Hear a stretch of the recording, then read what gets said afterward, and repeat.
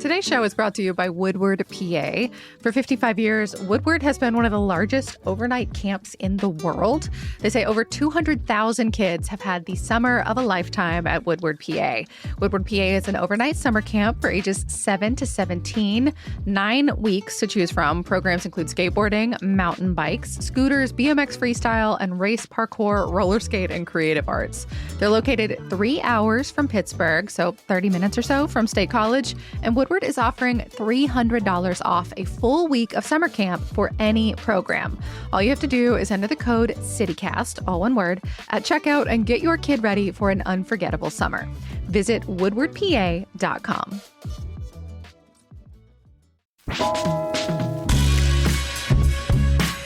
This is CityCast Pittsburgh. I'm Megan Harris, and here's what Pittsburgh's talking about. Alice, I asked your counterpart this for this America 250 reporting project. What is one challenge that you hope Pittsburgh and Western Pennsylvania figures out in the next 50 years? I think, as a city of neighborhoods, I think one of the things I would love to see is just interconnectedness of those neighborhoods. That's something that I think a lot of other cities have. It's easy to get from one neighborhood to another neighborhood. You can walk, bike very easily. Are you going transit too? Yeah. Mia said transit as well yesterday. Well, getting around. I mean, getting around is a really big thing here. And I think I hear it from transplants and boomerangs and a lot of different, types of people say, it'd be great if I could just walk to that place I want to go or take the bus to where I want to go. So, okay. Well, great. Two people who are paying a hell of a lot of attention to what Pittsburgh's been and what it wants to be in the future. And you both say transit. I'm with Alice Crow, Pittsburgh lead reporter for Technically. You and your counterpart, Mia Hawley at Public Source, have been working with the Pittsburgh Media Partnership and us here at CityCast Pittsburgh on this collaborative reporting, kind of to mark America 250. It's a retrospective, but also kind of looking ahead to see what's happening, what should be happening. I'm excited to talk to you about it today. Today's show is also brought to us by the Pittsburgh CLO. You can check out the CLO's 80th anniversary Summer of Musicals with the season guaranteed to make your summer shine at the Benedum Center. You can get your tickets today at pittsburghclo.org. Alice, let's start with city government. I found your story so fascinating. City employees are using ChatGPT and have been for a minute. Was that a surprise to you, or was it kind of obvious that it would be happening? I personally was not surprised at all. I went to a conference back in April, and Andrew Hayhurst, who's the city senior manager of innovation, he said that when ChatGPT became mainstream, the city almost immediately saw employees using it on their network. And I kind of was like, yeah, it makes sense. It was kind of a novel thing when it came out. So yeah, I mean, gosh, as far back as I guess 3 years ago. Yeah. I mean, chatbots were brand new. Do we know how they initially were using it? Did that pop for IT at the time? No, I think that wasn't really part of the conference. But I would assume it's kind of what most people were using it for. Let me reword this email and tell me something new. Write me a LinkedIn post. Exactly. What are they using it for now? The types of tasks that might be undertaken using a chatbot or something like it? Yeah. So I can't say for sure how employees are using it, but that is a big part of this. The city doesn't like to tell us anything unless it has to. But what we do know is that they're really not allowed to use ChatGPT. That's not one so of... it's off the table completely No, yeah. now. ChatGPT is not a tool that the city allows its employees to use. So it has a policy, and in the policy it says you can only use Microsoft 365 Copilot chat. The idea is that the data entered into Copilot stays within the city's Microsoft system, and it isn't used to train models in any way. But yeah, you can use this chatbot to, generate text, write an email, create a presentation. But these guidelines also tell employees, you cannot use AI tools for generating images, asking for knowledge, producing incidents reports, or making any city decision. I feel like we've all made fun of Microsoft so much in recent years for various things. Do you think it's as good? Have you ever played with that tool? Of all the tools I've used, I've actually never used Microsoft Copilot why Chat. would you? It's a tough one. It's a tough one. I would say, like, it's just, I mean, yeah, some of the enterprise tools are just more developed than others. Yeah. It makes me wonder, like, are city employees, because now there's this policy, are they still using ChatGPT on their personal emails, maybe their personal devices? Wouldn't be able to say. I know, Wouldn't right? be able to say, yeah. The policy, though, is that for any city employee, like writ large, or do they differ by department? How does it work? So yeah, this city policy, it's a unified policy. It's for everybody, and it governs generative AI use in city government. And the policy was created by Pittsburgh's Department of Innovation and Performance originally back in 2023. So they got on this fast. Oh yeah. They made this essentially like very soon after they saw the tools on the network. So, I mean, I feel like that's unlike most companies in the world. They just sort of like let it happen and then like eventually got around to a policy. That's interesting that Pittsburgh jumped on board right away. Yeah, Pittsburgh has been really on this, I will say. And they've actually updated the policy about 3 times since it was created in 2023. So like the first one was just really restrictive. It was like, just don't use this at all. And then over time they said, okay, well, you can use this tool because we know, it's safe. And there's a lot of air quotes happening here. We know more about it. And also like the data should be more protected in this certain tool.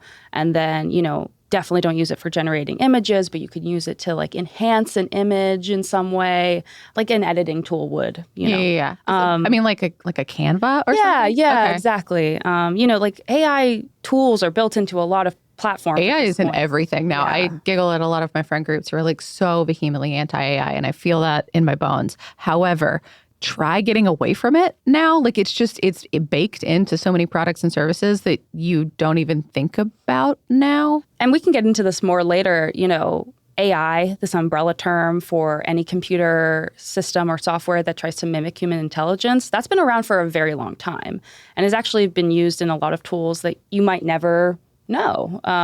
Give me a taste. Give me a tease. Like what? So in this story, for example, I talked with the co-founder of a tech company in Pittsburgh called Marinus Analytics, and they have a platform called Traffic Jam that was developed at Carnegie Mellon. And that tool uses computer vision, which is a form of AI, and it scans online sex ads, and it tracks kids, women who are being trafficked. And so it helps police officers compile a digital case of, okay, well, we saw this person listed for this much at this time, and then we saw them again.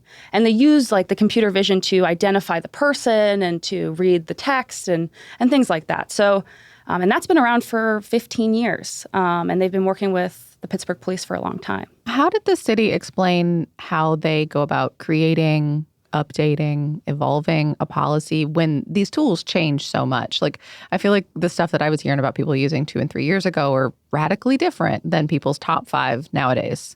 Yeah, great question. So the city didn't tell me any of this. I learned this through, talking with other people and, looking back at past stories and things like that. But tisk, tisk, Pittsburgh. Yeah, the city is part of a national coalition of public servants who exchange information and promote responsible use of AI. And I think that's called GovAI, the GovAI Coalition. So they're part of that.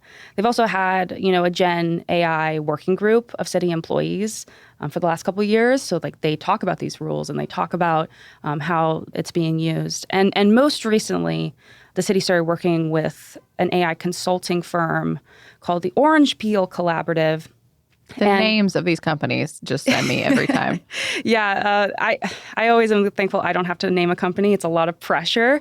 But yeah, so Tia Christopher, she's the founder of that AI consulting firm. And, she's currently working with the city to educate employees on the current standards and then maybe possibly further develop them. So what that looks like to her is a big sentiment survey, asking city employees what they think of the AI rollout, what training that would be useful, what tasks they're looking to automate, and what outcomes they're actually seeking from these tools. Like, what do you want to automate versus what do you want to keep as part of your job? Yeah. So that's her job right now, and I think they're in the process of that. Okay, so they care what city employees think about these tools. Do they care what the rest of us think about them using these tools? It's like, Yeah. it sounds like they're doing the work within city county building. But Yeah. are they asking anyone else? Do they care what we think about it? I think, speaking with Tia from the Orange Peel, I think she cares a lot. Like, she's very invested in the city. I think the external contractor cares. I think she cares. And yeah, it's hard to say. So like when I spoke with the city press secretary, she was like, we're really just focused on catching city employees up and getting them, familiar with this policy. And we're not really focused on the public facing element of this, like informing the city. There is no way to publicly see the policy unless you go to the story. We link it in the story. You got to have a direct URL. Yeah. And so it's just hard to say, like, what kind of feedback the city wants from the public about this. I mean, I'm going to go out on a limb here and say, like, almost no one wants feedback about their job unless they are required to ask for it. So true. You cover tech all the time, though. Like, what do you get the sense that most people are afraid of as it relates to these tools? Yeah, I would say there's two chief concerns. There's bias and then there's privacy. So the bias comes in when you have an AI system and it's been trained on data that would look representative of the real world, but that data can carry the fingerprints of historical inequalities. And so if you use that tool for decision making, it could replicate those biases. And that's definitely a concern when you're thinking about like housing or policing or anything where, a big decision is being made for someone's life. And so I think that's why the policy for the city restricts employees from using these tools for any type of decision making. It's just like we're trying to get away from that concern entirely. And if you haven't used some of these tools just in your day-to-day or whatever, like they make mistakes constantly. Like I explain them to friends as being like kind of weirder, more talkative Google. Like it'll answer your question. You can give it like a compound question, but you still have to fact check basically everything it says. Yeah. Because the whole thing, like the way it's creative, quote unquote, is by being able to imagine things, which means that it makes things up too. Like that's a feature, not a bug. Yeah, it's meant to generate. And, not every... The way I like to talk about as chatbots specifically is they are word calculators. That's the term I always use, just because they weight words using code. And then when you type in words, they're okay, well, what's the most likely, weighted term that's supposed to come next? So they're more of a predictability machine than they are, of course, they do pull knowledge. There is times when they are accurate, but it's not guaranteed. Yeah. And so the other concern that people have talked about is, privacy. Because the city has all of our data in a million ways anyway. Yeah, they do. And here's the thing about the privacy element. Like you could put data into an AI tool and, that tool could be compromised and that data could go somewhere. But that's just a concern that we generally have about any digital tool that's used by government. And then there's that increased surveillance element that I think people are concerned about when it comes to privacy. So like, for example, the Pittsburgh police did use facial recognition software soon after the Black Lives Matter protests a couple years back. And, that practice was later found to have violated both bureau policy and city law. So tech generally, new tech, it just always amplifies, concerns that we already had in our society, problems that already existed, and can make them worse. So I think that's what people are concerned about. Well, I guess as the city moves forward, not that we get to know what they're doing anyway, but let's imagine we did. Are there best practices that they should be following? Like I imagine Orange Peel, for example, is aware of some and is crafting some, but like, are there things that we should hope for, we should ask for as taxpayers? Yeah, I think speaking with some experts on AI ethics, there's a couple things you should really keep in mind. So transparency is an element of this, being as clear about with the public and also city employees, how tools are used, what tools are used, how they work and in what context. That's really important. That's like the first step. Another big element is that the reason these tools, they can't be the final decision maker because we need accountability. So putting someone in charge of every decision, even if they use an AI tool to come to a certain end conclusion, they are the ones on the hook. And yeah, I think that's, those two things are really important up front. And then just continuing to update the policy is kind of what, the city needs to keep working on. Do you think people should, can, will trust the city to keep their data safe? I mean, we do it in a lot of different ways, but I feel like people just have different feelings, rightfully so, about things like chatbots and AI in general. I mean, something that brings me personal comfort, which I don't expect anyone else to feel, like this is just me.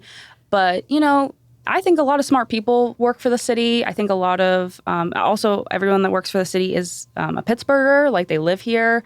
They are your neighbor. Their data's probably in that system too. Their data is in there too. And like they have an incentive along with all of us to make, generally ethical decisions around this stuff. But yeah, it's the same question with everyone. Do you trust someone with this stuff? It's tough to say. Yeah. Being a taxpayer feels like a leap of faith in so many ways. Oh, yeah, definitely.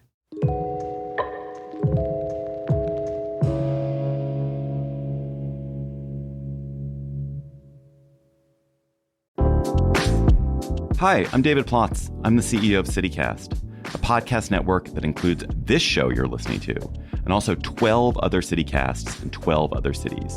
And each one knows their city as well as your local team knows yours. So isn't it time we connected them? Don't you want to know how they're tackling their bike lane problems and housing challenges and sidewalk dog poop crises? That's why I'm hosting a new podcast called Your City Could Be Better. Because it could be. Every week, I'll chat with a different host in our CityCast network about what their cities are doing right and wrong, the weird things they're trying, and the surprising successes, so that we can all learn how to make our cities a little bit better. Listen to Your City Could Be Better on YouTube or wherever you get your podcasts. All right, Alice, we're going to jump to, I guess, kind of zoom out a little bit, because the other piece of this story that you did for this America 250 project with the Pittsburgh Media Partnership was about our workforce in general and two of our main industries, our biggest industries here, are healthcare and education. So, I mean, I guess level set first, how healthy would you say that Pittsburgh's labor market is right now? Yeah, I mean, if we're measuring health from the amount of jobs in Pittsburgh's two largest sectors, which is education and healthcare, I would say it's doing pretty well. Those two sectors accounted for more than 250,000 local positions in 2025, and they've been growing along with finance and manufacturing. So they've been either in growing or remaining steady since last year. Yeah. I mean, are there other measures by which we should weight that sort of thing other than just like number of jobs? Like I can imagine like salary staying up with inflation. Yeah, that's less good. But it's like, it's squishy. It's hard to calculate measure. that stuff. Yeah. And I think, there's a lot of different measures you could count it from. But yeah, by amount of jobs and hiring growth, like it's doing well in that area. But yeah, when it comes to like job salary or things like that, inflation is kind of tough right now. Holding everybody back, it sounds like. Well, what about the AI piece? Like, is it having an effect on those two sectors so far? Yeah, we are seeing an effect. And it's more so changing, the nature of work in these two sectors, we found. So they're not displacing workers and, based on the data, but they're changing the amount of time that's spent on like admin tasks and the demand for employees to bring actually more expertise to their roles. Give me an example, like what AI use might look like for someone in either one of those settings. Yeah, for sure. So in healthcare, AI medical scribes have become somewhat common, and I can explain what those are. So in Pittsburgh, there's this company called Abridge, and it's created a documentation tool that records conversations between a clinician and a patient. I have experienced this in the wild. It's a little bit weird, but like also fine. Yeah. Sure. Like I've done it professionally too, where I want to record the conversation. So how could I say no to that? Yeah, like journalists use like Otter all the time. It's the same exact tool for the most part. But yeah, it's being used in like hospitals across the country, not just in Pittsburgh. And, you'll walk into the doctor's office. The doctor will ask you, can I record this conversation? And then it'll record. And then Abridge's like AI tool like associates certain words with like what they need for the clinician notes. So it helps them like make those notes really much faster. And there was actually some early research that found a significant drop in clinician burnout after just 30 days of using the tool. Like a trial period. Yeah, a trial period. So who knows long term, but it seems to be helping clinicians just with their admin work and things like that. Yeah, I most of my family's in healthcare. I'm the odd duck here. But like charting takes up an enormous amount of time. I also feel like we saw a piece of this if you watch The Pit, which we talk about on the show a lot. Like the one character pushes AI tools in healthcare settings kind of a lot. And I wonder if anything's coming with that, you know? Oh, yeah, definitely. What about education? Like, are there ways that you're seeing that play out specifically? Yeah, so I spoke to this one professor at Pitt called Morgan Frank, and he uses tools like Claude Code to offload much of the routine data work he does in his research. So like collegiate, like research studies, that kind of thing. And, that's allowed him to spend more time, thinking about hypotheses and interesting questions he wants to explore. But, that only works if you have a really strong background in data science programming and statistics, and that's what he was talking about with me, where, this can help you get a quicker output. But if you don't understand the basic foundation of what the tool is giving you, then you're kind of in the dark. The wheels would fall off is what he said. So yeah, I've tried a few of those trainings, like the University of YouTube, like on trying to figure out like what these are used for and like how to do it. Even if I don't want to use it on a regular basis, like I want to know how it works because that's my brain. Everything I hear from folks that are trying to promote it is, you don't need to know a thing about coding. This is for everybody. And everything I hear from people that are like either even a little sus are like, it would really help if you had any background in how technology works. This will be very difficult without that. Yeah, because you don't know if the output is good. Like you have no sense of, like you probably wouldn't understand if, this is actually a really outlandish and hallucinated output versus not. Yeah, and there's all kinds of applications, like from like making like a game you can play on your own computer to like something that could have real world consequences, like a research study that might be printed in collegiate press. I can see how AI, if we're talking about the workforce at large, might take away things like entry-level software gigs, for example, like the kind of jobs where you learn a profession. And I feel like there's a lot of tension in that. But how does that apply to jobs like teaching, like hospital nursing, like home healthcare? Because I struggle to imagine how AI is going to help with patient care. Like the AI is not going to put in an IV. The AI is not going to talk a third grader through their math test. You know what I mean? Yeah. I think there's still very human-centric roles, and I just don't see any movement in that direction, like in that area. Yeah. Are people pushing for that? I think I'm sure there are. I'm sure that there are people, but I think this is an interesting element to the story is that AI tools are generally being used as labor substitutes. They're saying, we don't need labor in this area. We will automate it with a tool. And for routine tasks, like maybe that's okay, but it really does limit workers' chances to build deep expertise on the job. And, I spoke to like an expert at CMU of organizational behavior. Her name's Denise Rizzo. And, she's been tracking like the relationship between employees and employers for decades. Mm-hmm. And that is changing very rapidly. It was already happening long before AI tools, but this relationship was becoming more transactional.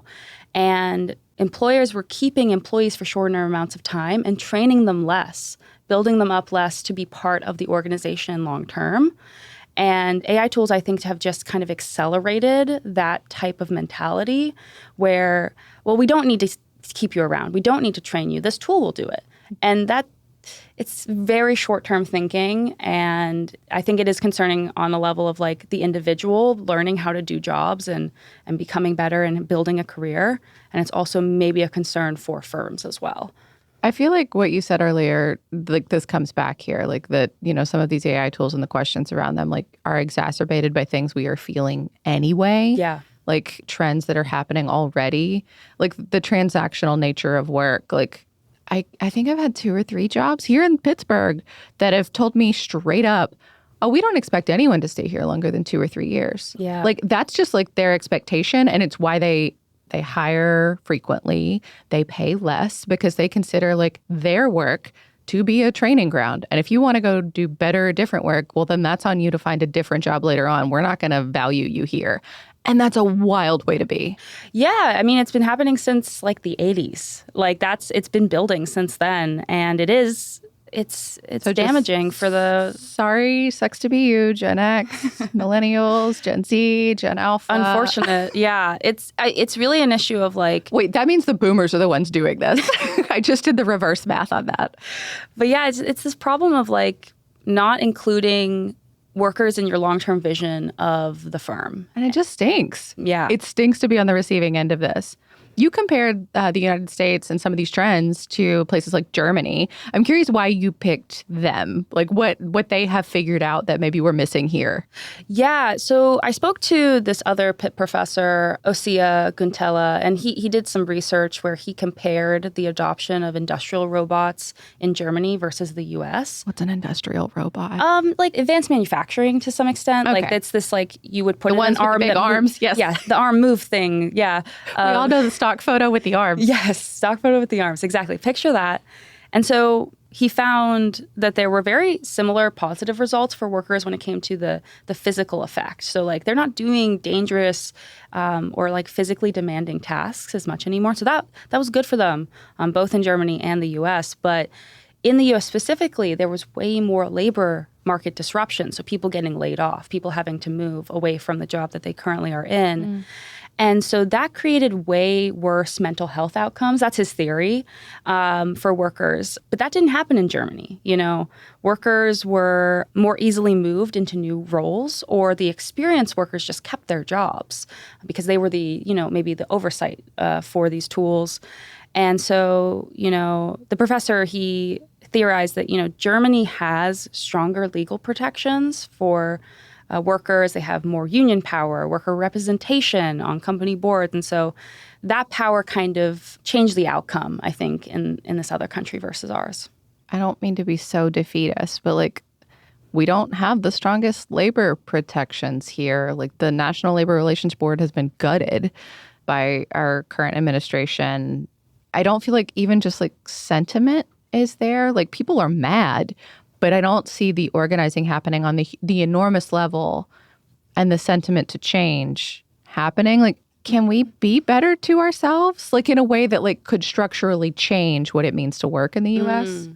We do see this on some level, right? In the story, I mentioned that, the nurses at UPMC Magee Women's Hospital. The Magee nurses are loud and spicy now. They're wow. fun. Yeah. And like, they're against AI being the solve for the staffing crisis. That's like one of their explicit, like, we will not replace, like, we have a staffing crisis. AI will not be the solution for this. And their union has gone to Harrisburg. They're talking about this. So that's one example.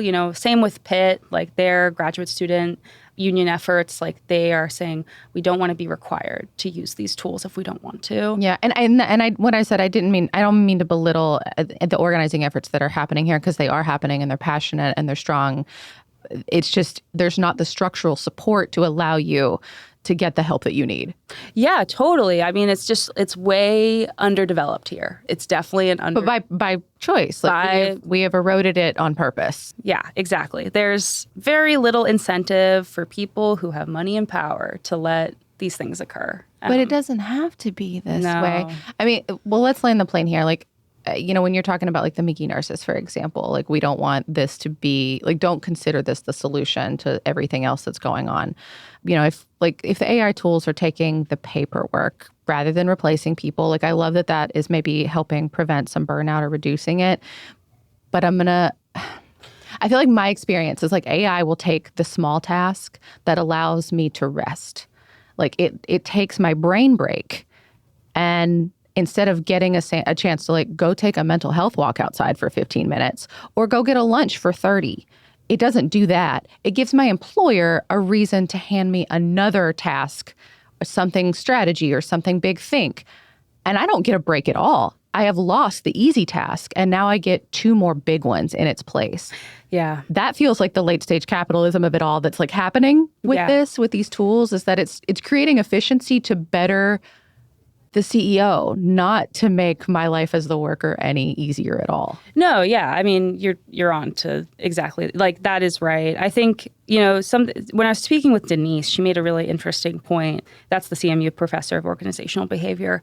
She said, when the norm becomes bad jobs, so jobs without stability, without good pay, things like that, we as a society generally don't go, oh, that's a bad job. Like, we kind of morph and say, oh, well, that's what I can get. This is a stepping stone. Like, we are way better at normalizing bad work environments than we are at calling them out. Like, that is just part of our brains. Like, we just kind of normalize these things. So I think, yeah, like small acts of resistance being like, no, this is a bad job. Like telling your friend, like, don't take that job. Like, that's a bad idea. Like that, even those small things are helpful because they allow you to kind of identify and call out like, no, that's not a good work environment. That's not respecting, the worker in some way. So calling out bad jobs. Any other pro tips for folks trying to navigate all of this, whether they have a good or a bad job, if AI is like creeping into what they do for a living?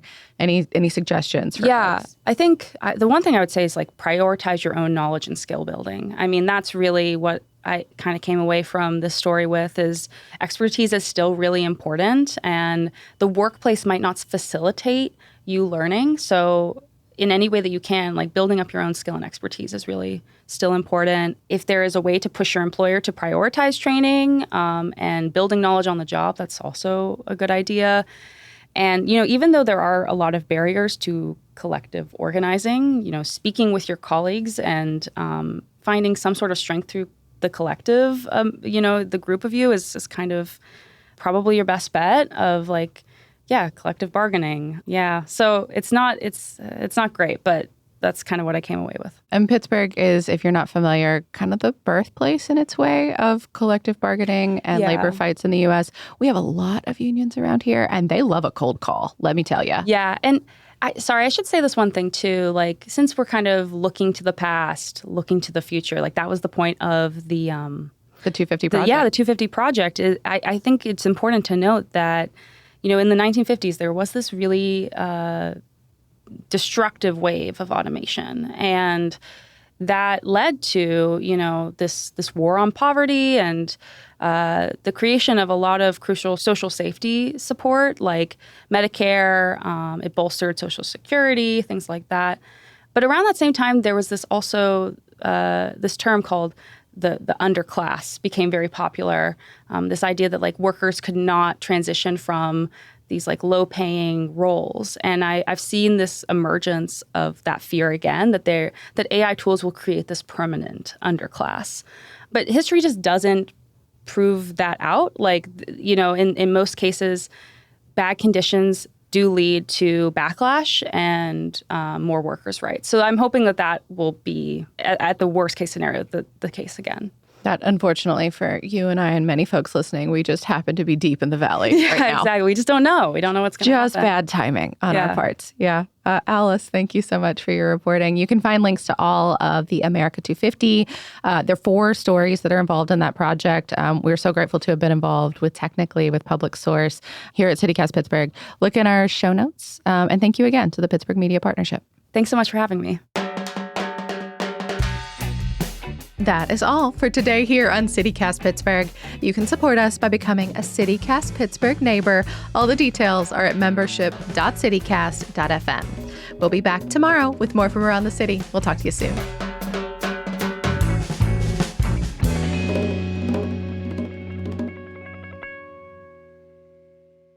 The main problem is that it's not that I wear it, because if I'm wearing pants like this, I'm not doing anything strenuous. However, my toddler will come over and full body, like hinges at the waist to like lay his like torso and head over here, which means I get boogers right here. There's a stretch of boogers across the thighs on every pair of pants I own.